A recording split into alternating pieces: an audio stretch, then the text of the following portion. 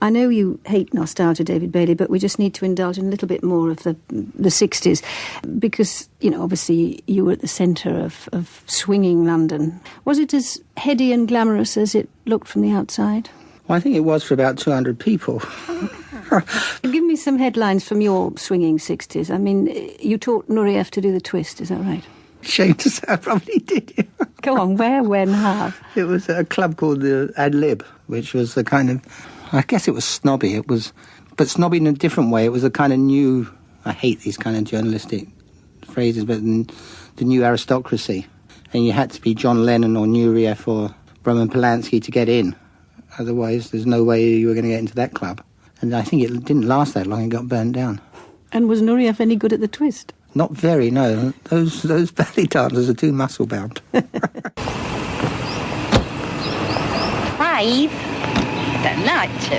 Oh, on wave. Shall I? They expect it, don't they? Lovely lads and so natural. I mean, adoration hasn't gone to their heads one jot, has it? You know what I mean. Success. It's just so natural. And still the same as they was before they was. Can't get out of my bed. There's a thought crime running through my head. Can't take these rules, and people are fools who believe what they read and believe what they see. Believe what they see on the TV. Opinions are like iPhones. Everybody's got one. And narcissists. Hello, welcome to episode 23 of Glass Onion on John Lennon. So here we are in Liverpool. It's the 8th of November. It's lovely and sunny today. Very nice day. It does rain quite a bit up here, but the sun's still got his hat on, just about, so to speak. So today's episode is called The Other 1960s, and my interviewee, my guest, is in fact my mother, Frances Rotunno. We'll get onto that in a second. I just got a few bits of business first. Got a very nice message about a month ago from a chap called Paul Killingley in Australia, and he told me that he loved the show and he was driving down the East Coast listening to it, and he asked me if I could reverse the panning of the voices, because my lovely soothing voice, which a lot of people seem to have been commenting on, didn't intend it to come out like that, comes out a lot softer than the voices of the guests. And he said that my voice was on the wrong side, so to speak, of his car, so he couldn't hear me properly. But what I've done for this episode, Paul, is this one's actually in mono, so it should be coming right down the centre there for you. With my cheap equipment that I'm using, I don't actually know how to reverse the panning. It just gives the option of mono or stereo, but I will see if I can fix that. And thank you very much for your message and your kind words. In fact, I've had lots of lovely messages recently, and I'm thinking I might do another listener questions show before the end of the year. But I've got actually quite a lot of material already in the can and planned and everything, so there'll be plenty more episodes for a while yet. The two clips that you just heard, the first one, as you heard the host of the show there say, was David Bailey, and that was on a show called Desert Island Discs, which is something of a British institution, and my guest today has definitely heard quite a few of those, as I have as well. It's basically I think it started even some way back in the 40s. I think I just had the 75th anniversary of it in the last couple of years. And it's a show where well-known people come and they're hypothetically stranded on an island. They have to think of 8 records that they would take with them, plus a book and a luxury, and then they obviously talk about their lives.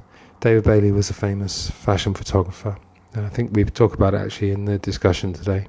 And it was interesting, I actually quote what he says later on as well. It was just by chance actually I found that quote and included it in the intro there. I didn't know I was going to be doing that. Yeah, he was talking about the sort of exclusivity of the Swinging Sixties. And the other thing that was interesting about that short clip is he was talking about a club called the Ad Lib, which is, I guess it was in central London, must have been fairly central. And that was where like all the in people went. It was interesting that he said it was quite snobby, because we always think of the 60s as very sort of free and open. Everyone can do whatever they want.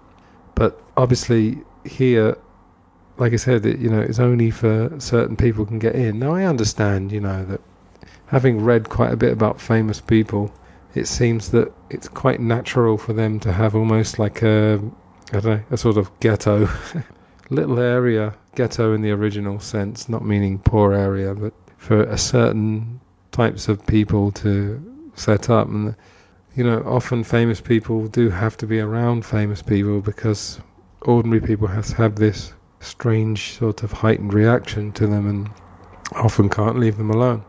So that was interesting. And the other clip, I'm sure sort of sharp-eared Beatles fans would have known that was a clip from the film Help, made in 1965, and it's that funny scene at the beginning where the Beatles go into what looks like 4 different houses, but then the interior is all just one, just the Beatle house. And the ladies talking there, the actresses, were Dandy Nichols, who in fact was one of the stars of a show called Till Death Us Do Part, which I think my mum and I actually talked about and I edited it out, or perhaps we didn't get around to it because she was getting a bit tired after a long discussion. But that show is famous now. I mean, it's shocking now to see the open racism in it. And I think that continued really in the 70s as well, with a show called Rising Damp. I guess it sort of stopped in the 80s perhaps, I don't know. The other actress there was Gretchen Franklin, and anyone who's English or British and of a certain age would know her as Ethel from EastEnders, which we also mentioned today as well. It all connects.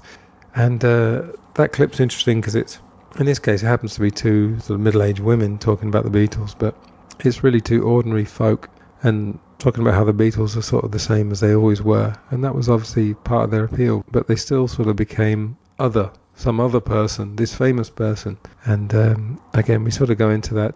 Today's talk, I really enjoyed it, not only because it's with my mother, but it was kind of branching out a little bit. It's more, as I said actually in the talk, more sociological, to do with society. But that's really what podcasts are for, is for the host to express what they're interested in. And I think we give the listeners a little bit to think about. My mother is, as she says, sort of comes from fairly humble beginnings, but she's a very intelligent, cultured lady. I think I've inherited a sort of curiosity and thirst for knowledge from her, and a sort of autodidacticism as well. She's something of a font of general knowledge. Anyway, I'm going to stop yakking and get straight to the talk now, and I'll see you on the other side with a few words. Enjoy. Hi Mum, how are you doing? Oh, not bad. How are you? Pretty good. You looking forward to this? I'm quite nervous about this. I've never been interviewed before. Nobody's ever been interested in my opinion on anything. There you go. Start with a bit of honesty. You're very honoured to have me, because we're now into Archer's territory at 3 minutes past 7. So you're honoured that I've hung around. Yeah. All right. I'm calling this podcast The Other 1960s. Okay. And, the basic premise is that it's my podcast and I can do what the hell I want. Yeah. No, I'm trying to sort of broaden it out, so not talking only about John Lennon and the Beatles.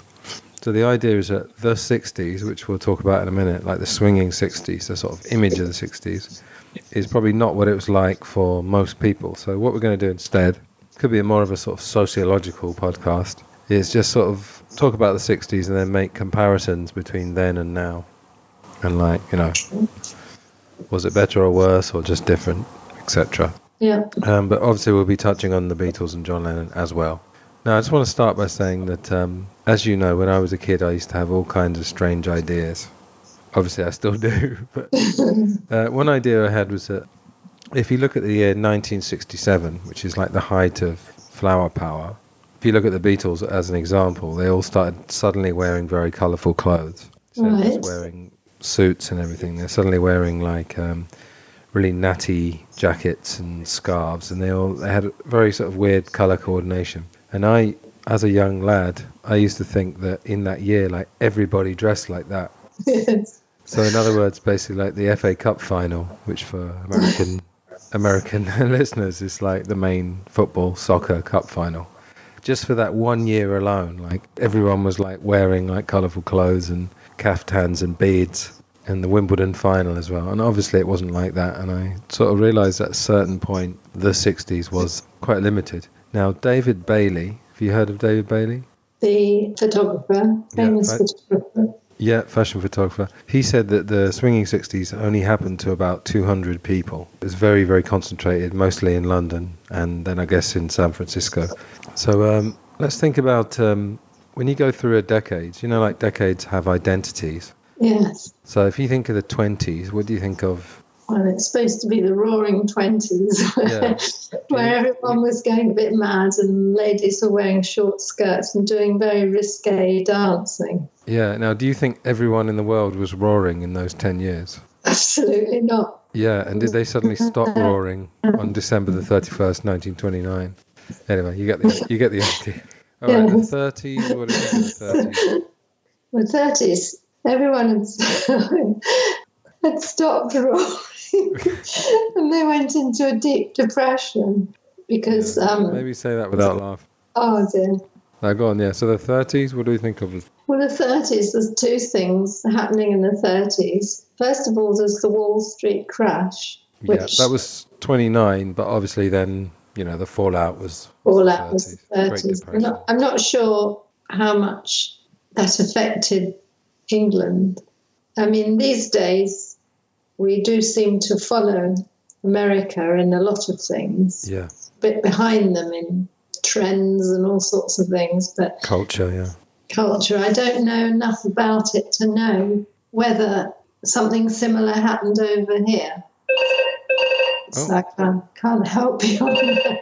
That's your agent negotiating, isn't it? Tell them you're not getting any more than £0 for this. Hold on.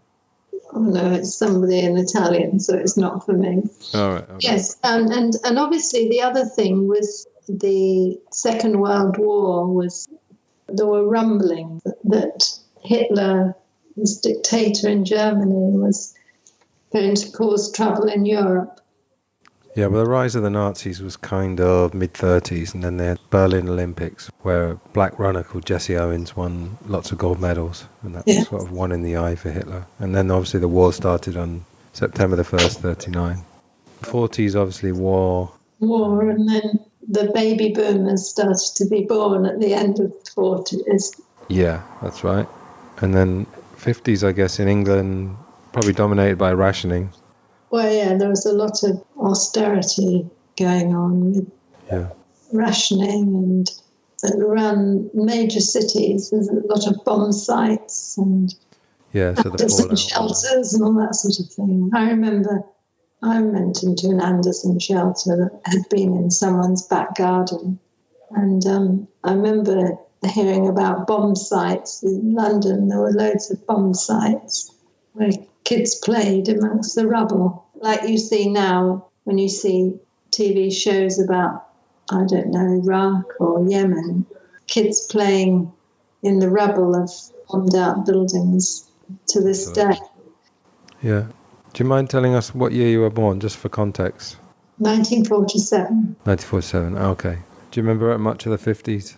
Just certain things. I remember the Queen's coronation in 1953. We had a street party. And maybe like sociologically we could say that the kind of reverence for the royal family was fully happening then. Oh yes, definitely. Yeah, and probably into the 60s as well, I'd say.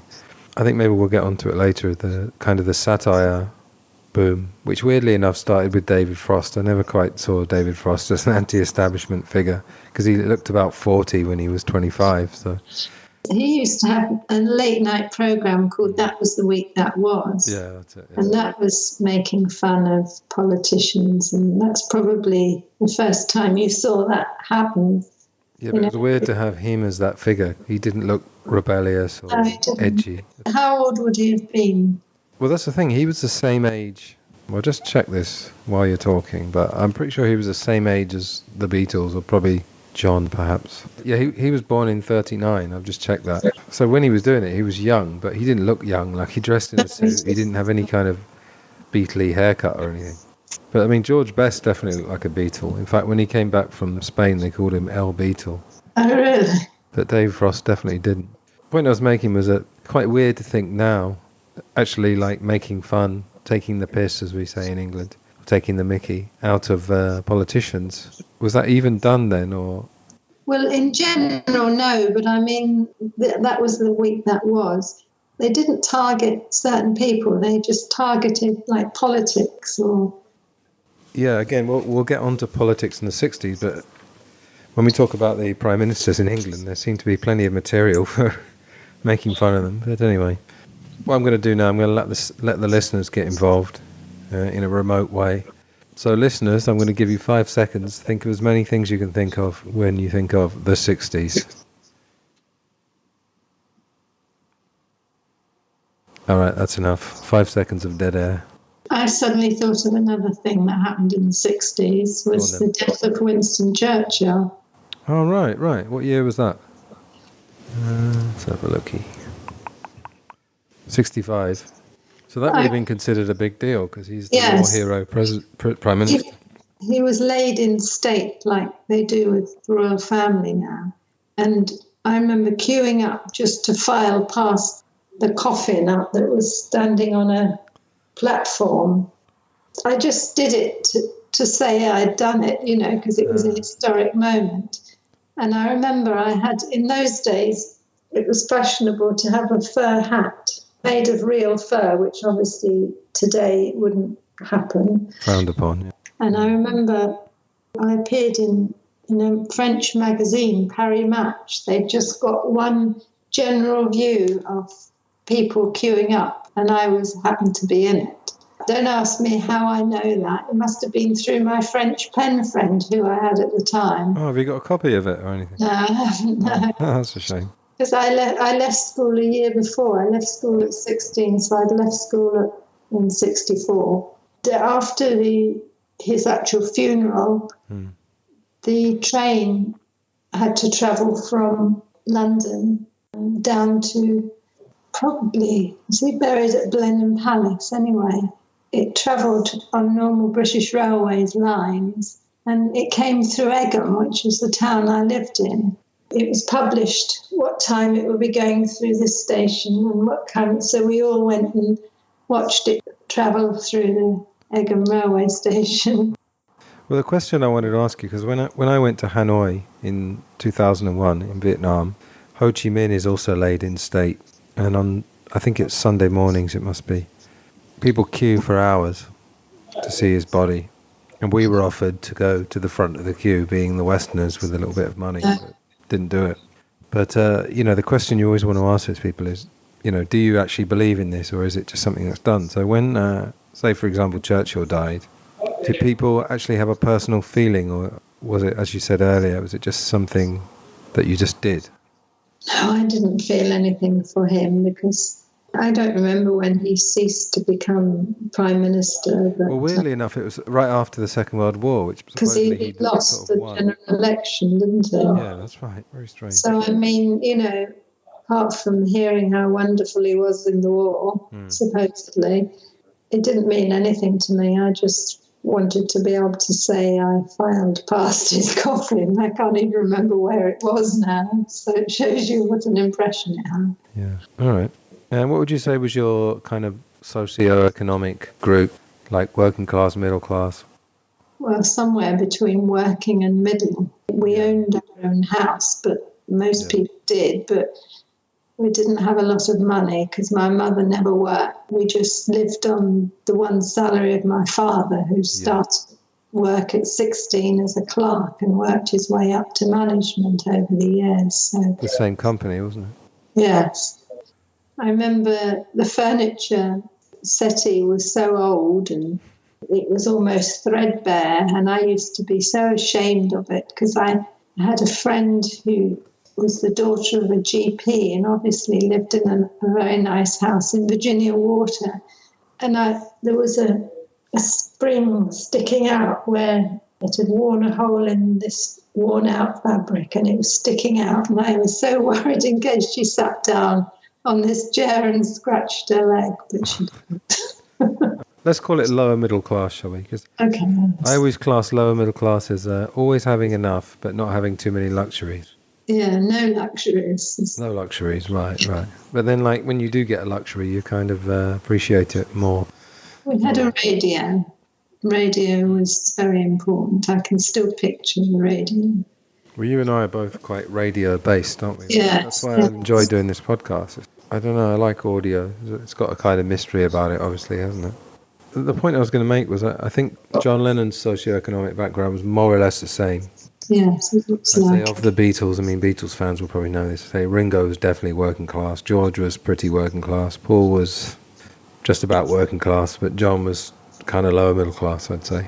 He probably considered himself working class because he came from what we called a dysfunctional family nowadays, wouldn't we? The fact that he was brought up by someone other than an aunt and grandma and all that sort of His auntie, yeah. Yeah. Well, his aunt acted as his mother, and his mother was a kind of flighty, carefree aunt. So he was a little bit confused. What they call a dysfunctional family. Yeah, broken home, yeah. All right. So where were you, let's say the beginning of the 60s, where were you living? Let me think. I went to senior school in 59, so I was living in Egham. Right, and for our American listeners and people outside Britain, whereabouts is that like? Well, it's a small town in the southeast of England.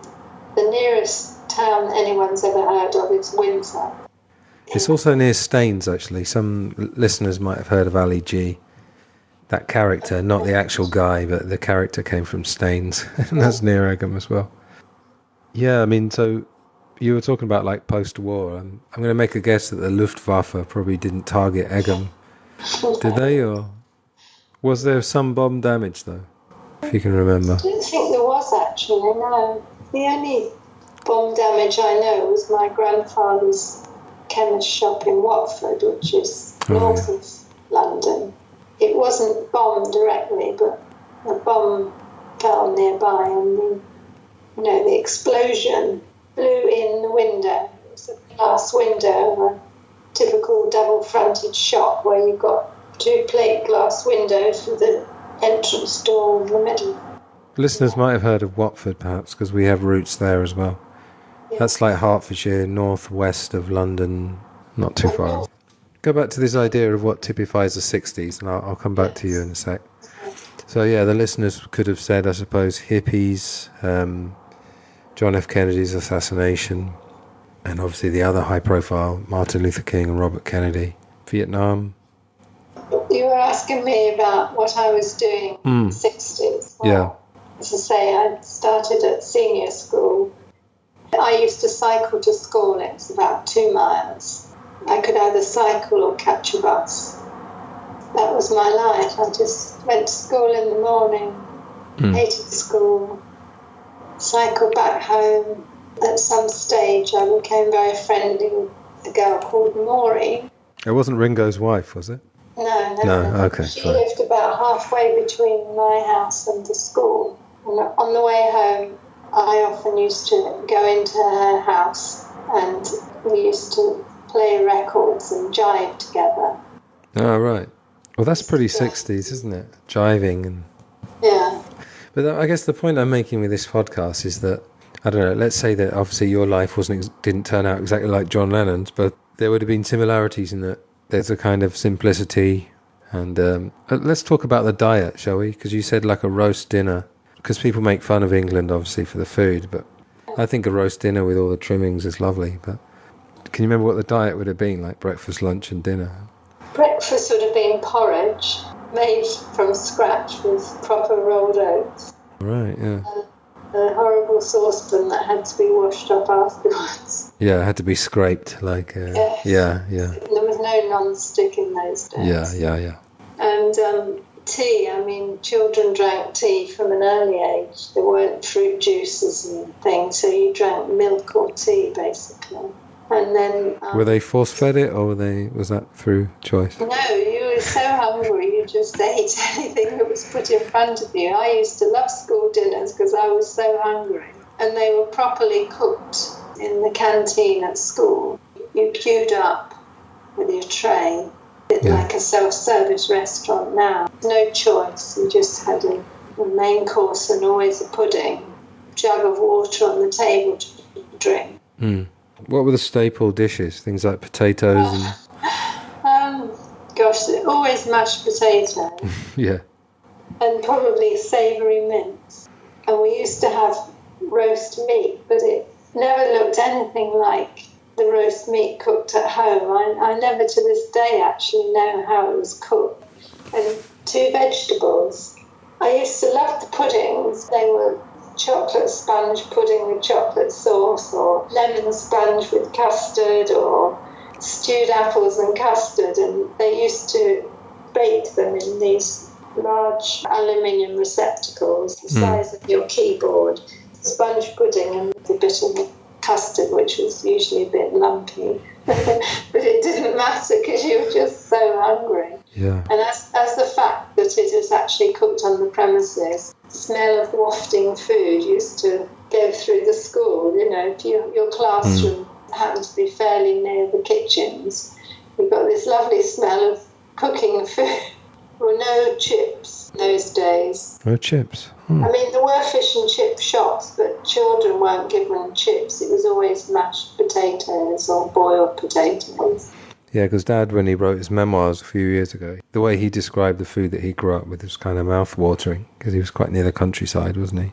So it's a funny thing with food. It's got better in the sense that we've got like more continental influence, so people use herbs and spices, and, you know, we get foreign food. It's pretty abundant in England, as it is in lots of places. But then it's got worse maybe in that the food travels a lot further and it's less freshly cooked. Would you say from this perspective, if we had like a meal that you had then now, would we find it appetizing, or would we? Probably not, no. Because, right. you know, the only condiments were salt and pepper. And these days you've got paprika and cumin. I'm sort of quite a sentimental person, and I get quite upset when English food is criticised, because that's what I grew up on. Yeah. That's what I've cooked most of my life. And so when people criticise what I call basic food, say it's not appetising, or it's not this, it's not that. I mean, when you think we didn't get vegetables imported, broccoli, I mean, it must have existed, but I don't remember. It's nearly always just cabbage and carrots and peas. My father used to grow vegetables in the garden. And when I think back, he used to always grow broad beans, which I absolutely love now, and I really didn't like as a child. I still ate them because, like I said, you were so hungry and you just ate what was put in front of you, whether you actually liked it or not. I think that, you know, these lovely fresh broad beans from the garden, I'd give anything for them now, because they're quite expensive because there's so much waste. You know, you buy a pound of broad beans and nearly all that pound is pods. It wasn't actually meant broad beans. Yeah. We didn't have frozen peas. We used to sit and shell peas. I used to love sitting with my grandma and shelling peas. Yeah, I mean, I suppose what they call now organic was just taken for granted, wasn't it? Yes. And I have great memories of Grandad taking us in town in Egham, like go to the butcher, say hi, get some meat, go to the baker, morning, get some bread. That was my life. I mean, I used to just trundle around the shops as a young child, obviously not 11, I'm talking about preschool, I suppose. Yeah. And my mother used to love talking, and you just stand there while she talks to her friends, and we used to, like you say, go to the butcher and chat, and then greengrocer. I think with children, it's gone through a sort of evolution where, I mean, you read a lot of Dickens, right? Is that 19th century? Children were basically seen and not heard. You know, I'm imagining from stuff I know. The concept of answering back, you'd get like a clip round the ear. You'd be told in no uncertain terms not to do that. And then, I guess even the time that you're talking about, depending on where you come from, the teenager didn't really have a voice. Or I think crucially, didn't have spending power, which maybe developed later, I guess in the 50s in America, maybe the 60s. Now, of course, children seem to get treated like princes and princesses a lot of the time. What we could discuss maybe if we're thinking about like the difference between then and now is the simplicity. Yeah. You know, if people have ever studied Chekhov, they're always forever talking about getting to Moscow. Obviously, Russia's a huge country. Moscow probably was genuinely a long way away. But nowadays, you know, you could get to Moscow much easier from a small town. So it's like not having the opportunities that we've got now. That can be a good thing or a bad thing. Because if you don't know it, then your life does have a simplicity. But do you remember being like very bored, or did you? Can we go 60s? So like, I don't know, you were 13 or 14. Okay, so I wasn't bored in the 60s, I don't think. My brother, he was fond of modern music. He had lots of 78s of Elvis Presley, Rock Around the Clock, Bill Haley and the Comets. So that sort of music was around. I used to love playing the Elvis 78 records, and then my father liked Fats Waller. Well, the Beatles covered Your Feet's Too Big, which is one of his songs. Yeah, they did, yeah. They liked doing quirky covers as well as rock and roll. Do you remember? When did they make their first record? 62. 62, okay. Yeah, so, I don't know, do you think the simplicity was better? Or do you think it's nicer for children to have more choice now? Or is there too much choice? I think it's gone way too far. It's such a shame that motherhood isn't given much importance. You know, the young mums can't wait to get out to work.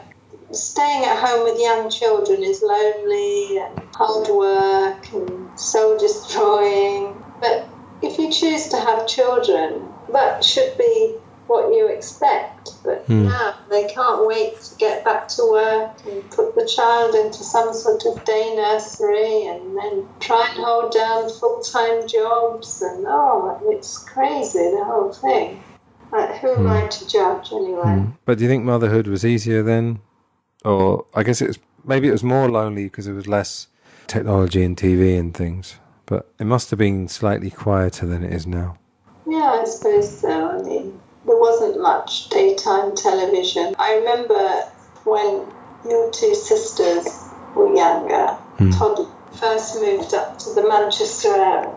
There were hours and hours to entertain these children, and I used to, even though we didn't have an awful lot of money, I sent away to this organisation, and every month they sent you a small 45 record with a few songs and games to entertain your children.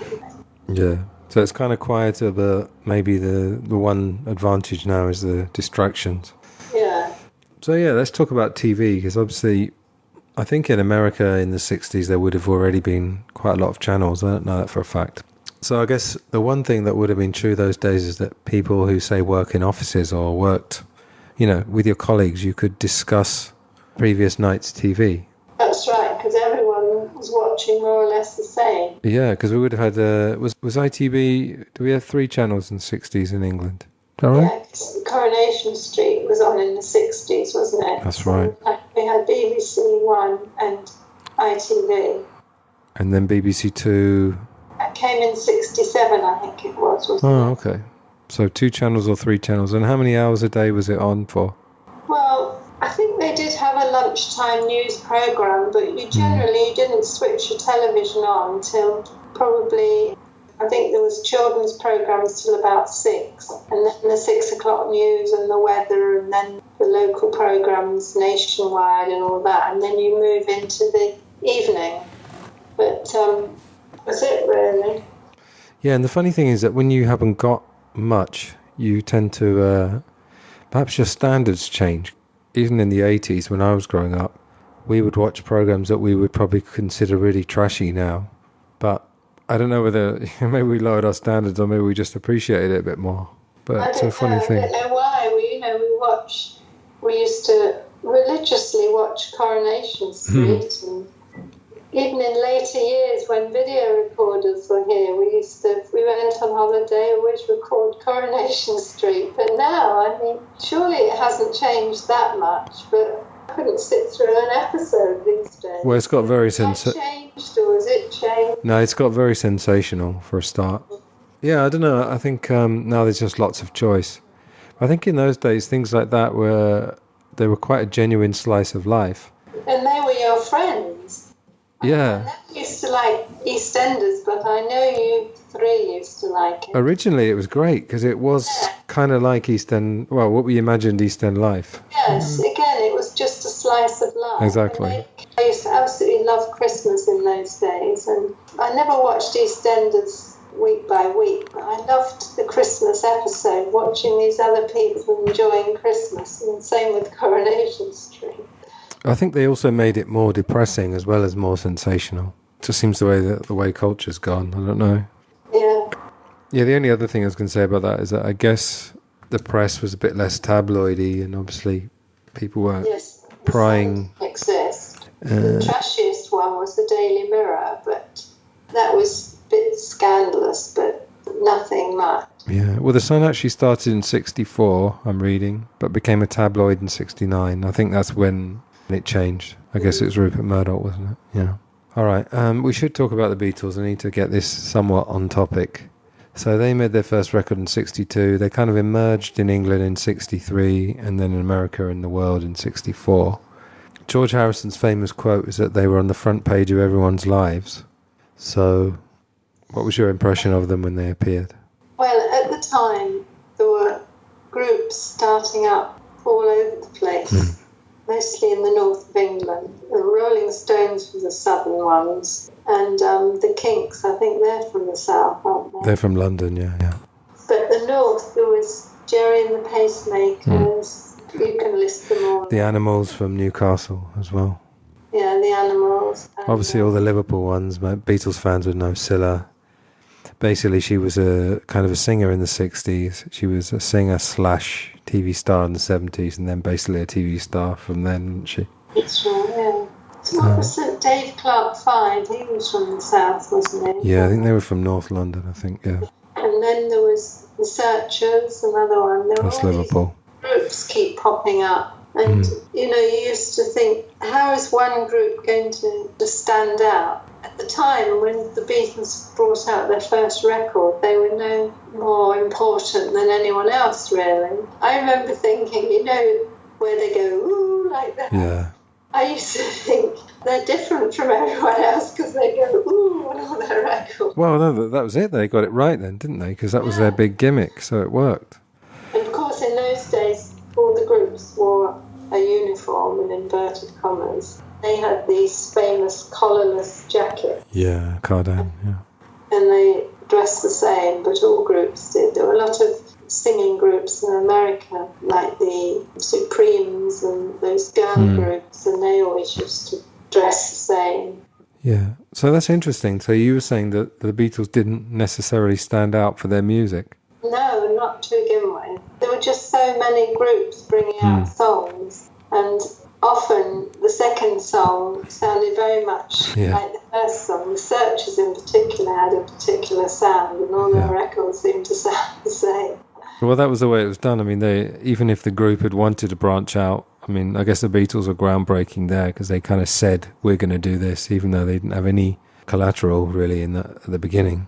But it's interesting because their early music is considered very simple, and obviously if you take the lyrics of She Loves You, I Want to Hold Your Hand, it seems simple compared to Strawberry Fields Forever and, Lady Madonna or something. But what people have actually realised now through going back and looking at the music is that their music was actually very sophisticated even at the beginning. It just didn't sound it. No, the arrangements were very basic, I imagine, weren't they? Well, they were, but in subtle ways they were different. Like they would stick in jazzy chords and things. They must have made an impression on me because theirs was the only picture I had on my wall. Oh, right. And in fact, I've seen that picture around. It still pops up from time to time. Yeah. So they obviously did make an impression. And I think by then I'd taken over my brother's record players. Yeah, I mean, there's stuff like, if you remember Hard Day's Night, it starts with that strange chord. Oh, yes. And even like 30 years later, people couldn't agree. I think it was only like 10 years ago everybody agreed exactly what it was. Because it had a bass note and a piano and a guitar. And they used to finish with these funny sixth chords as well, which sort of go back to, I think, jazz or pre-war probably, I don't know. Yeah, so at what point did you perhaps start to think they were different? Did the other groups die away? Like Jerry didn't last too long, really, did they? No, I mean, they did drop away rather. Whereas the Beatles just kept coming and getting better and better. So, yeah, it's only really them and the Rolling Stones and possibly the Kinks. The rest of them all seemed to fade away, didn't they? Yeah, I think the Who kept going. Well, obviously they kept going, but I think really in the end the ones with staying power stuck around and developed because you can't really keep that going just making stuff that sounds exactly the same forever, can you? I mean, the Who, they were unfortunately famous for smashing up hotel rooms and guitars. Why? Why did they do that? It's a gimmick. Yeah, but it was mostly their drummer, yeah, he was a bit of a lunatic. What gives them the right to smash up a hotel bedroom? I think because they can. Because they're working class guys who've suddenly got loads of money and can do anything they want, and they're not prepared for fame. No. So they go wild. And yeah, there's probably drugs involved, I'm sure. Yeah, so obviously, the thing about the 60s is if you look at the world from 1960 to 69, it seemed to be incredible changes. Like, some people would say that the world went from black and white to colour, obviously because colour TV came in. And it's funny, actually, this summer even, we've been watching these kitchen sink dramas. I watched This Sporting Life, I watched Loneliness and the Long Distance Runner. What's the other one? Kathy Come Home. Yeah, I've never seen Kathy Come Home, actually. That was famous, wasn't it? No, what's the other one? Taste of Honey. Yeah. The one I really liked was the Albert Finney one, Saturday Night and Sunday Morning. And for those who don't know, kitchen sink dramas, I guess you could sum them up by saying they're about young people living in drab surroundings and trying to find a way out. In post-war Britain. Yeah. I think, again, the thing about the 60s is that David Hemmings, who was famously in the film Blow Up, which was a big Swinging 60s film, he was playing a kind of David Bailey type. He said also that the 60s was more like 65 to about 75 rather than 60 to 69. One of the things actually I want to ask you is, like, where you grew up, was there a lot of peering through curtains and gossiping on other people's lives, or not? Amongst women, yeah. All right. That's a woman saying that as well, okay. My mother's sort of generation. But it wasn't malicious. It was all, did you know Mrs. So-and-so's da-da-da-da-da? So it wasn't kind of trying to stop people leaving the area? There wasn't stuff like that? No. Oh, okay. Because obviously the Beatles had a bit of that because they left Liverpool in 63. Oh. And I'm sure some Liverpudlians, maybe even today, might hold it against them. Probably not too many, I wouldn't say, but... They should thank them every day of the week. Right. They've brought Liverpool to the fore, haven't they? Yeah, yeah. Well, I guess the football team as well. If you take somewhere like Sheffield, I'm sure that's similar to Liverpool in the size and industry and all the rest of it, but Sheffield's just Sheffield, Nottingham. Yeah. Liverpool's got a special flavour there. It's something about it. And I interviewed David Bedford, not the runner, famous author, and he was saying that it's something to do with the multiculturalism. That's because it was a very important port. I was talking to someone the other day actually about the word cliche. People say, oh, cliche is seen as a negative thing. Oh, it's a cliche. People in the north are friendlier than the south. But number one, it's pretty much true. You know, we spent time in, Bromsgrove is the Midlands, but this idea of north of Watford, if you want to generalise. And also, a cliche doesn't mean that something isn't true either. A cliche just means that people have been saying it for ages. But cliches, this is me as an English teacher talking here. Words like change their meaning. And cliches mean to become, oh, you're not still saying that, are you? That kind of thing. But no, it's very friendly up in here. And David Bedford said that the Beatles could have only come from here. There was perhaps something sort of local about them. You know, they were the Liverpool lads. They had a sort of worldliness. Obviously, they spent time in Germany, which helped. But that's something different. So what albums, which of their albums did you like or did you have? Well, I hadn't got much money, remember. The only money that teenagers put down was doing a paper round, and I couldn't get up early enough to do a paper round. So I imagine I was given some pocket money. Yeah. So the only one I actually bought was Rubber Soul. Oh, yeah, 65. And then later on I bought Magical Woodstock, or not. Sgt. Pepper. Sgt. Pepper. We'll get on to that in 2 seconds. But yeah, Rubber Soul. Yeah, Rubber Soul, and it's amazing because I hadn't heard it for years until you bought it. And to my great shock, I could remember most of the words. Yeah. Because I must have played it over and over again on my brother's record player. Yeah. Well, what stuff that you absorb when you're a kid stays with you. It's true. Oh, I know. It's amazing, isn't it? Yeah. But there must have also been something in that music. you can't always define it, but it's they feel like your mates kind of thing. There's a feel-good quality. And I mean, Rubber Soul's is an interesting album. It's one of my favourites because it's a transitional one, because there were certain influences coming into their music, the sitar and Norwegian wood, a sort of sophistication. And, John Lennon had a song called Girl, Some people would say they'd gone from She Loves You, Yeah, Yeah, Yeah, to, well, she told when she was young that pain would lead to pleasure. In 2 years, and there's Norwegian wood, and he's talking about, meeting a girl in a flat and then burning the flat down and kinds of strange things like that. Well, funnily enough, in those days, you didn't really analyse the words. I mean, okay, they wrote their own stuff, but a lot of people, it wasn't important to write your own music. And people didn't really pay an awful lot of attention to the words. You just loved singing the songs. Well, to be perfectly honest, there wasn't too much in the words for a long time. Obviously, Bob Dylan there was. But this is this divide where the 60s really change around 65, 66. I mean, drugs came into it as well, but mind expansion of other things. I was going to say Rubber Soul is that lovely transition where it's very sophisticated music, but it's also tunes, as you said, you can't help remembering, and they seep into your consciousness. That's right. So how old were the Beatles in 62 or whenever they... Well, there's like 3 years between them. John and Ringo would have been 21, 22. Right. George was only 19. So then the big change came to Sgt. Pepper. Can you remember anything about when that came out? Because, I mean, basically they kind of disappeared for a few months. And in those days, again, listeners have got to remember that there wasn't Twitter and there wasn't, you could not hear about bands for months and months and not see a picture of them, Do you remember anything about when they came back and they suddenly had moustaches and long hair and looked about 20 years older? It's a bit weird, didn't they? And more floral clothes. Yeah.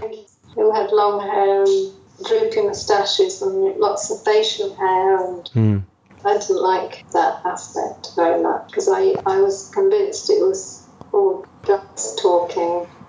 Well, I think we'd be lying if they said there wasn't some of that, but... They would argue that, they still had the talent, The drugs don't create music, they just change it. So you had Sgt. Pepper, and then when you met Dad, he learned English. My dad's Italian. I bought Sgt. Pepper because it had all the words to the songs on the sleeve of the LP. And so I gave it to him because he could then play the record and read the words and try and learn a little bit of English. And I mean, again, the lyrics are sort of relatable. I think the big thing with the Beatles, even when they were weird, they were still fairly relatable. Like maybe Strawberry Fields wasn't relatable, but Penny Lane's pretty relatable. Are they on the Sgt. Pepper album? No, they were recorded at the same time. They were intended to be on it, but they had to rush release a single, so they were released as a double A-side in the beginning of 67. And then like late 60s, John Lennon, obviously with the Yoko Ono, what was the general feeling about that? I'd rather lost interest by then. I thought... Right. It was gimmicky, and I couldn't understand. You never got a true idea whether he really liked her or whether she liked him or whether it was one big publicity stunt. Yeah. Even to this day, I still don't really know the truth behind when she, started to sit in on recording sessions and the others didn't like it. Because, of course, there again, like you say, it wasn't wall-to-wall news. I suppose we read newspapers, I don't know. Yeah, I guess people always got a daily newspaper then. Well, people hotly debate that now about whether it was a publicity stunt. I mean, a guy I talked to, Dan Richter, who lived with them for a couple of years, he said absolutely not. They were genuinely a couple. I mean, John Lennon's argument would be that when they did the peace campaign and the bed-in, he was using marketing and gimmicks, but to get a good message across. Yes, yeah. So that I used to wonder why he's so worried about peace. There wasn't so much war going on as there is today. Well, Vietnam there was, obviously, wasn't there? I suppose Vietnam was probably what they're talking about. Maybe there wasn't that sense of perpetual war, because since 9/11 there's been this war on terror is very, very vague. Used to be communists, now it's terrorists. It's a very vague term, but go on. No, it fascinates me how people who are ultra famous, I don't know, more often than not pop stars like, I don't know, Elton John or Yoko Ono or Paul McCartney, How do they fill their day, Well, that's the thing. He probably sits at the piano and thinks about songs, but you can't do that all day long every day. Well, that's the thing about people still nowadays are very envious of people like that who've got lots of money, and obviously it's nice to have financial security, but I think happiness has to come from within. So if you're a fundamentally unhappy person who gets lots of money, and the money's almost, it's either not going to help you or is it going to almost make it worse, because you're supposed to be happy. Yeah, well, I agree, and plus the fact that, they're almost prisoners, aren't they, because you can't pop out to Walmart or... One of the dreadful ironies about John Lennon's death was that, I mean, this is so strange. I think even the day he died, he did an interview the day he died. And I think even then he was saying, oh, people don't bug you in New York. They ask for autographs and say, oh, I got your record. And he was probably true, obviously, apart from the occasional person like the person that shot him. But I think in New York, I think also in London, if you walk around London and see famous people, it doesn't seem such a big deal, perhaps. Oh, that's true, yeah. Actually, that's the thing I wanted to ask you. As a female, I interviewed a lady called Kit O'Toole, who's a Beatles author. And I was saying that, even 55, 56 years later, people still can't quite explain this hysterical reaction. Oh, yes, screaming. When I watch it, you're talking about, like, madness. Like mania almost in a literal sense. And a famous story when they made their first film, Richard Lester, who's an American director, he said that during Hard Day's Night, one of the cameramen actually lost 2 teeth just because the nerves were so disturbed by the noise. So you're not talking about a little bit of screaming, you're talking about this thing that sounds like you're on the runway when a jumbo jet's coming in. Can you think of any reason why that suddenly happened? I never went to a pop concert, but, your life was pretty mundane, and these people were the only bit of glamour around, and, they're almost sort of surreal. Yeah. I still can't explain. Girls still scream now, don't they? But nowadays they're about 11 or 12 years old. At least in my day, they were sort of 16, they were sort of mid-teens, weren't they? Well, it seems almost now, I know I said earlier the word cliche isn't always bad, but it seems a bit of a cliche. It just seems like something you do now. But that was unprecedented, that reaction. I guess, like, girls reacted to Elvis in the 50s, but, the girls would wet themselves. They'd be, sorry to be graphic, listeners. They used to faint. Yeah, they used to faint. If you look at the footage of Shea Stadium in America, and this is like this is like literally going out your mind, like, and they'd have to clean the seats after the concerts. Sorry to be graphic, but we're being honest. Do you think it's just like some need? If you live in a quite repressed era, you've just got all that to come out. I suppose so, and to get to a pop concert was an awful lot harder. Simply buying the ticket, logistics to get to a pop concert. So the excitement level must have been intense, mustn't it? Yeah, so probably we're a bit more blasé nowadays. Absolutely, yes. It's so easy now to buy a theatre ticket or a pop concert, slightly different because you have to sit on the phone and to get on the phone 8 o'clock in the morning, don't you? And tickets all fly off the shelves within an hour. Everything, like you said earlier on, in black and white, and suddenly these people in bright colours with bright lights, and it's just probably overwhelming to these girls. Because, if it was in a big arena and you're in the back row, you can barely see them. I don't think you have the big screens like No, absolutely not. So you just saw these dots, and you could hardly hear them because of the screen. It was just an event, wasn't it? It was a happening, as they'd say in the 60s, yeah. Well, it's funny that, I've been doing lots of stuff on the Titanic this year and reading a lot and everything. And there were a lot of celebrities on the Titanic, people like Guggenheim and Astor and Strauss, who was the head of Macy's department store. And something that stuck out in the book I was reading is that I think the phrase they used was they provided the glamour that people needed for that age. So it seems that maybe it's a hangover from gods and things, that the ordinary folk seem to need some glamorous figure to look up to. And even though we're a lot more iconoclastic now, that's probably still the case. I don't know why, though. There's so many things we can talk about, but we'll just pick a couple of other things. So yeah, let's talk about fashion. So let's say early 60s, sort of pre-Mary Quant, pre-miniskirts. Whenever you look at old photos, up to what you might call the modern era, whenever that starts, it seems like men and boys are always wearing hats and wearing either black or grey. I know that they're black and white photos, so it's not always easy to tell, but what can you remember? What did women wear in the early 60s? Well, we used to wear twin sets and straight skirts with a belt. What's a twin set? Twin set is a jumper and a cardigan that match. Ah, okay. String of pearls. What colour choices were there? Just subdued. No one wore bright colours. I mean, young teenage girls dressed like middle-aged women. Did that change through the decade, can you remember, or not? I think that changed with Mary Quant and the miniskirt. Yeah. Then we had bright colours and geometric designs. But this psychedelic thing, did that infiltrate? Where were you in like 67? When you were 20? Where were you then? Didn't you move to London to do nursing training? Yes, I did a year and a half of nurse training from June 66 to sometime in late 67. So I was living in Shepherd's, next door to Wormwood Scrubs prison. West London. So you were in London in the Swinging Sixties. Were you at the Ad Lib, Scotch of St. James, Bag of Nails? No?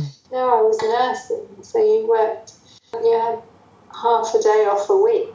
But would you have ever ventured into town? I used to go into the West End. I think it was on the number 7 bus. Went from Ladbroke Grove to Oxford Circus. Oh, that's right. Yeah, I used to take that bus because I lived in Ladbroke Grove. I used to like going into London, but not very often. So what was the mood? You must have felt some kind of mood then. Honestly, I used such a boring person. I used to listen to Radio 4. No, but when you went into London, yeah, would you ever see hippies around or anyone looking? I think so, yes. People wear more brighter colours and more fashionable clothes. And would you have gone out in London or just during the day? Just in the day. Just in the day, right. Okay.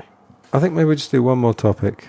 Because I've kept you here for an hour and a half and I'm a bit tired. Okay, all right.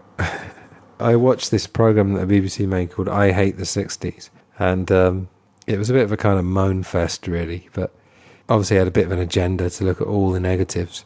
The main negative is that it was maybe the era of like instant consumption. So maybe the difference between the beginning of the decade and the end was like things became much more about marketing and advertising. And like, there's a great show called Mad Men that I watched, American show, and I watched all the seasons of it. It's set in the 60s, and it's amazing. But it was really the rise of advertising. So I guess adverts were very, very innocent before then, I suppose. They're almost literally just advertising a product. And then, I did a podcast about advertising with Julian on the Mind Renewed, and we talked about how it became more about subliminals. You could advertise a product with something that had nothing to do with the product at all. So one of the negatives about the 60s might be that the era was sort of consumption. Commercialised. Yeah, like heavily. And there's this lovely, I don't know, I suppose there's a sort of quaint innocence that we would associate with maybe the early 60s. Or maybe most of it even. That, you didn't overanalyze things and things seemed to be a bit more innocent.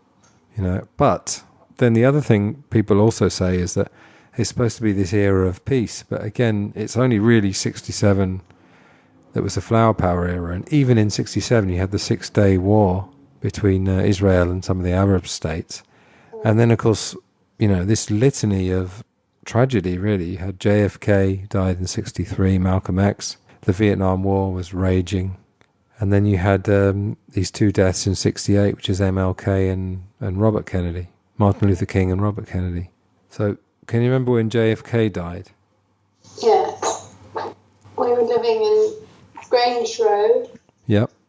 And I remember going into the downstairs bedroom, and my brother was there, and saying they'd just announced that President Kennedy's been shot and killed. We obviously had a television in those days, and I imagine, even in those days, they would break into programs to make, unbelievable news like that. Yeah. Everything was in black and white, of course. And would that have dominated the news for a while, like a week or something? Yeah. On YouTube, you can watch the original broadcast in America. And they have this bulletin. And also the other thing that's I find quite, I don't know, maybe charming isn't the best word. I mean, obviously not talking about that particular news event, but in general, it was much less professional and slick. And the famous thing is Walter Cronkite announcing the death. And he puts down his glasses and looks like, he might be about to cry. The studio he's working in looks like the production values are very cheap. But it seems a bit more real because now it's just so slick. The 9/11 coverage, again, you can watch it on YouTube. And I watched a bit of it just because I was curious. Well, I was curious to say whether they talked about explosions, but that's another story. They're just constantly showing this building coming down. It's like, you look back at it, you think it's quite scandalous. You shouldn't be showing that. Every 5 seconds, they're just showing this building coming down or planes going into it. I don't know, maybe the news coverage is a bit more tasteful in those days. But what I was going to say was that in the American coverage, they have like Walter Cronkite saying that he's been shot, and then they don't have any more news. And then they cut back to this sort of soap opera that's going on. That's the program they cut into, as you said. Yeah. And it's so strange, the difference between those two things. And the other one I just wanted to say was Vietnam, because that just must have seemed, people didn't travel much in those days, did they, unless they had money. No. And I mean, probably to a lot of people now, even who don't travel, Vietnam seems like some other land. Did people talk about it? Was it something that just seemed to be going on on another planet almost? Or? Well, yes, it was really. I mean, it was going on. Like you say, nobody really knew where it was. Nobody knew why it was. Yeah. And I suppose occasionally there'd be something on the news, like, some tragedy, really something awful. It's a bit like the war in Yemen now, and the war. Yeah. It's going on all the time, but, you can't mention every single war in every news bulletin that's going on at the moment. I suppose similar to that. Unfortunately, there's a desensitization that happens with that, isn't it? It just becomes statistics. It's horrible to say that, but it's the truth, because you just get more and more of it. But funny. So much bad news going on, all the time in the world now. You just can't mention it all every time. Yeah, and I'm sure it's changed since the 60s. I'm sure it's got worse in that regard. That is more sensational. I mean, it's silly. We were talking about Coronation Street earlier. I mean, there must be a reason why that's gone from just ordinary folk just talking about nothing, yes, which is what people generally do, I would say. Yeah, there must be a reason why that's suddenly got to be very sensational, and suddenly there's shootings, and there's... The other thing is that, I mean, EastEnders is a good example. Again, when it started, it was...